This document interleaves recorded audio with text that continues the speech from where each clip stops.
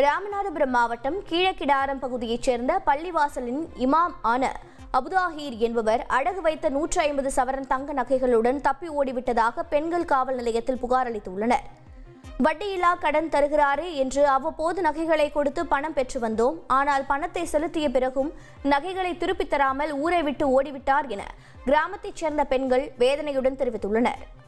யாரையும் வட்டிக்கு வாங்காதீங்க, உங்க ஊர்ல நம்ம ஊர்ல யாருமே வட்டிக்கு வரக்கூடாது, அதனால நம்ம பைத்துல் மால் வச்சிருக்கோம் அப்படின்னு சொல்லி தைரியம் கொடுத்தாங்க. அப்ப நம்ம ஊர் ஆலிம்ஸா, அல்லாவுக்கு அடுத்தபடியா நம்ம ஆலிமை நம்பணும். அப்போ வட்டிக்கே போகக்கூடாதுன்னு சொல்றாங்கல்ல, வட்டிக்கு நாங்க போகல, உங்களை நம்பி வாங்குறோன்னு 1.25 லட்சத்துக்கு 10 பவுன் 12 பவுன் வாங்கிட்டாங்க. வாங்கிட்டு இந்த தரேன் அந்த தரேன் ஒரு 50,000 ரூபாயும் கெட்டிட்டோம். 50,000 ரூபாய் கெட்டினவொன்னு நினைச்சுட்டாங்க. அதுக்குள்ள நகையை தந்துருங்கன்னு நாங்க கேட்டோம். இந்த 9வது மாசம் தாரம்மா அப்படின்னு சொன்னாங்க. நம்பிக்கையா இருங்கம்மா தர்றேன் அப்படின்னு சொன்னா சரி, நாங்க நம்பிக்கையா இருந்தோம்.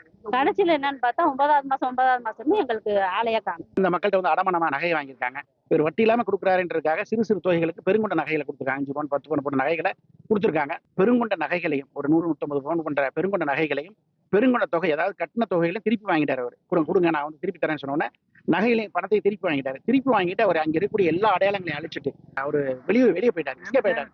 இதுக்கு மாவட்ட காவல்துறை கண்காணிப்பாளர் அவர்களும் மாநில முதல்வர் மாண்புமிகு ஸ்டாலின் அவர்களும் இதுக்கு முன் வரணும் கேட்டுக்கிறேன்.